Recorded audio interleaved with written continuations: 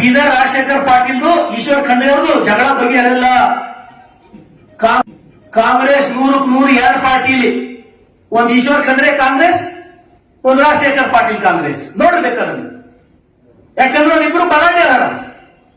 ಮತ್ತೆ ಅವ್ರಿಬ್ಬರು ರಾಜಶೇಖರ್ ಪಾಟೀಲ್ ಅವ್ರದ್ದು ಈಶ್ವರ್ ಖಂಡ್ರೆ ಅವ್ರದ್ದು ಈಗ ದೊಡ್ಡ ಪ್ರಮಾಣದ ಜಗಳ ಇದೆ ಬಿಜೆಪಿ ಕಾಂಗ್ರೆಸ್ಗಳು. ನರೇಂದ್ರ ಮೋದಿ ಅವರ ನೇತೃತ್ವದಲ್ಲಿ ಜಮ್ಮು ಕಾಶ್ಮೀರ ಸಮಸ್ಯೆ ಬಗೆಹರಿತದ. ಆದ್ರೆ ಬೀದರ್ ರಾಜಶೇಖರ್ ಪಾಟೀಲ್ದು ಈಶ್ವರ್ ಖಂಡ್ರೆ ಅವ್ರದ್ದು ಜಗಳ ಬಗೆಹರಿಲ್ಲ.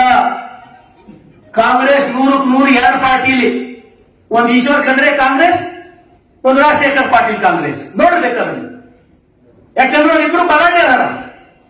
ಮತ್ತೆ ಅವ್ರಿಬ್ಬರಿಗಿಲ್ಲ ನಾವು 4 ಮಂದಿ ಬಲಾಢ್ಯ ಇದ್ದೀವಿ. ನಮ್ ಸಾಮರ್ಥ್ಯ ಹೆಂಗ 6 ಸೀಟ್ 4 ಹೆಂಗಿದ್ದೀವಿ.